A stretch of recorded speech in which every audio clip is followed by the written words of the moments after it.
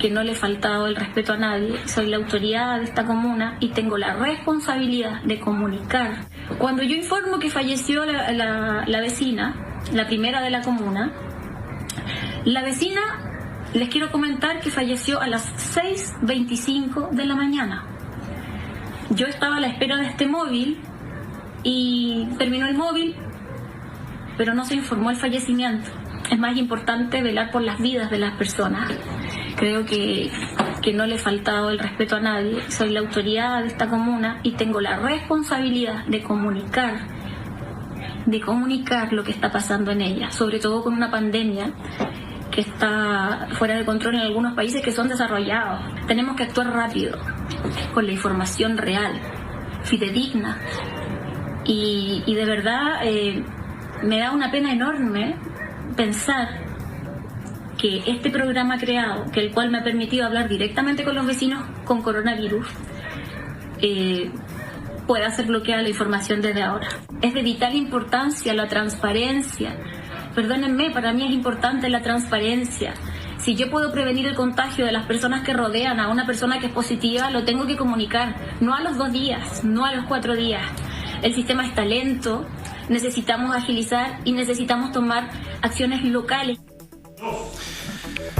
La alcaldesa Barriga, doctor, habla e insiste recurrentemente sobre el valor de la transparencia, de que se diga realmente lo que está pasando, que no se, en el fondo, que no se oculte nada, que sea totalmente prístino el mecanismo de comunicación con la gente. Y yo creo que en eso ya tiene toda la razón. O sea, aquí hay que ser totalmente transparente, pero tan importante como la transparencia creo yo que es el rigor y el cuidado con el que hay que entregar esta información. Yo no sé si la alcaldesa Barriga sabía si la familia estaba notificada o no.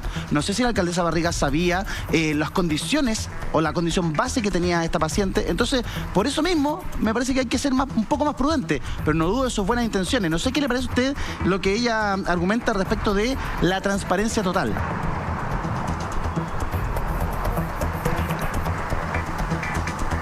Doctor. ¿Aló? Sí, me pregunta. Sí. No, efectivamente, eso es algo que también nosotros hemos solicitado.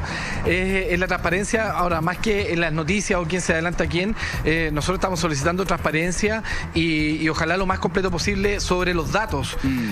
Lo que nos hemos dado cuenta, y ya lo hemos conversado otras veces, es que el Ministerio de Salud está entregando datos agregados, ¿no es cierto? Está entregando datos que vienen solamente a nivel nacional y separados por comuna. Nosotros lo que le hemos pedido es que necesitamos el número total de contagiados, pero también necesitamos separados por edad, separados por sexo, necesitamos las características clínicas de su presentación, necesitamos saber cuántos exámenes, cuántos test se tomaron para llegar a ese diagnóstico, cuántos test separados por región se tomaron para llegar a ese diagnóstico, cuál es la demora promedio de los test para obtener esos números, si los números que en el fondo estamos dando diariamente tienen una demora, un delay para poder en el fondo calcular.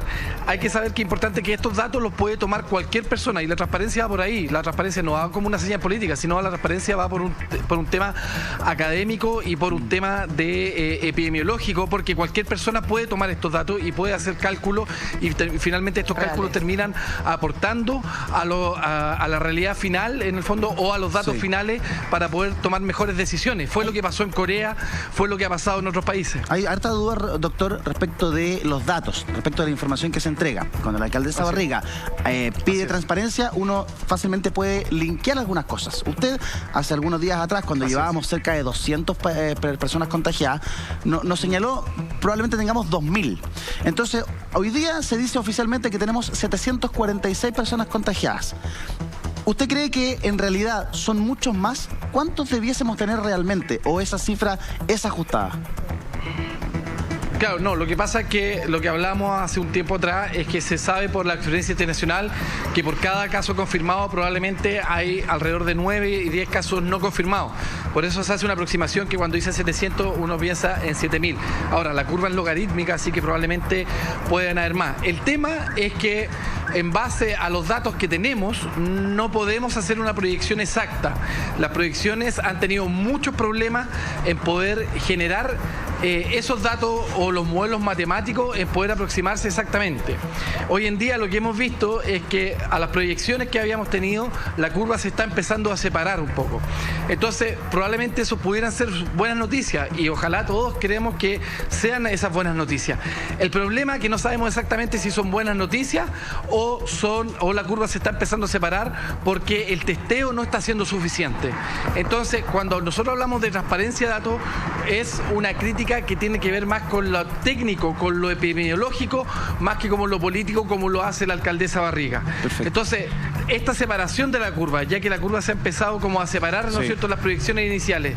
Ojalá que sea por buenas noticias. Ahora, el problema, que por problemas técnicos, por problemas de, en el fondo, falta en datos y falta de transparencia en la información, no sabemos si ese separamiento se está produciendo por las buenas noticias, por el resultado, por ejemplo, de sacar a los niños del colegio, sacar a los universitarios de la universidad o de las medidas que se tomaron la semana pasada, o porque en verdad no estamos testeando lo suficiente y por lo tanto nos está faltando testeo para identificar la verdadera realidad de lo que está pasando en nuestro país. Doctor Bernuche, ¿y tú sabes el desglose de estos 746 casos por edad? ¿Nos podrías dar esa información? ¿La manejas? Ese es el problema, que no la manejamos. No la manejamos ni el colegio, no la manejan ni los organismos académicos, universitarios, ni los organismos técnicos, y tenemos la sospecha, que hoy día lo vamos a saber en la reunión, es que probablemente el ministerio tampoco los maneja. Pero hace algunos días el ministro comunicó que los casos se concentraban en el rango etario de los 30 a los 50 años, si no me equivoco. Entonces eso se comunicaba hace algunos días, pero ahora no se informa qué pacientes se están contagiando más. ¿Cuántos adultos mayores tenemos contagiados? Ni tampoco, por ejemplo, si ahora tenemos niños. No se está tampoco informando eso. Es que el problema es que como no sabemos el desglose del testeo. Te voy a poner un ejemplo. Por ejemplo, podría el ministerio tomar la decisión solamente a testear a los menores de 15 años. Y probablemente las estadísticas que sacan en los otros días nos va a salir: el grupo de 15 años aumentó mucho el contagio. Pero no es que en la realidad haya aumentado mucho el contagio, sino que en el fondo el testeo se está concentrando en esa población.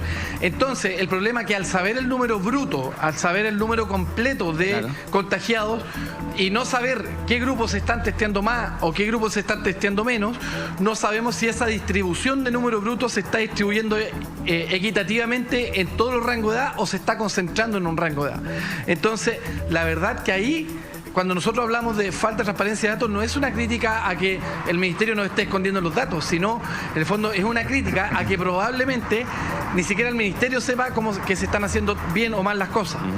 Y respecto de este segundo fallecimiento, ayer el MinSal tiene que salir a confirmar lo que había anticipado de forma precipitada la alcaldesa Barriga, pero posteriormente no hubo un punto de prensa de la máxima autoridad de salud en esta crisis. ¿Sabe el Colegio Médico cuál es el protocolo de información a la comunidad cuando lamentablemente ocurra un fallecimiento por COVID-19? ¿Cuál es el protocolo a fin de cuentas? El sábado se informa por Twitter y en una vocería, y ayer se comunica por Twitter nomás. Sí, la verdad que nosotros no tenemos información sobre la existencia de algún protocolo. Uno, por la gravedad de la situación,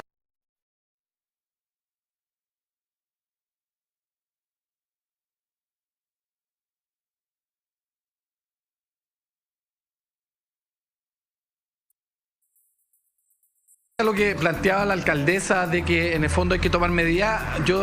También hay que aclararle a la gente que si a mí me toman el examen y yo sé que el resultado del examen tiene un delay de 1, 2, 3 o 4 días, como hemos visto incluso algunas veces, la persona que espera el resultado tiene que comportarse como si estuviera contagiada. Claro. ¿Ya? Y esto hay que ser bien firme, enfático en poder comunicar esto. Exactamente, enfático. Si a mí me van a tomar el examen, si a un familiar mío le tomaron el examen, si en el fondo estoy esperando el resultado del examen, tengo que comportarme hasta que no reciba el resultado, tengo que comportarme como contagiado.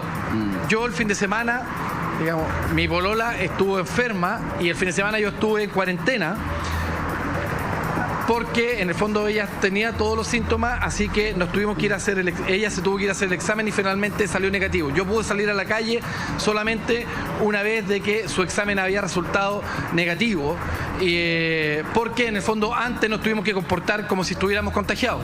Claro, Correcto. claro. Pero es importante Sí, información, sí. hay que respetar esa cuarentena, ese aislamiento, ese quédate en casa, imposibilitado de salir a la calle mientras tenga la confirmación del resultado y seguir las indicaciones médicas, porque, doctor, también a veces te puede salir negativo el examen, corríjame usted. Un falso Le negativo. puede salir negativo, Sí. pero por la investigación epidemiológica, viaje, contacto con algún paciente positivo, igual le determinan cuarentena por 14 días porque puede que ahora tenga negativo, pero en unos días más Dependiendo de los igual, síntomas, claro. tenga el virus, ¿no?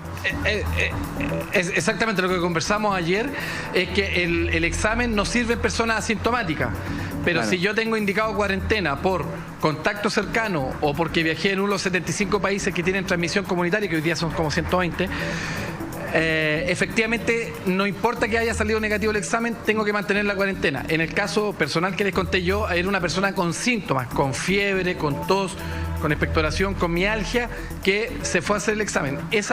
La probabilidad, digamos, de que tenga la enfermedad con un examen negativo, eso ahí es realmente muy baja. No así la persona que no tiene síntomas, pero que sí tiene el antecedente epidemiológico.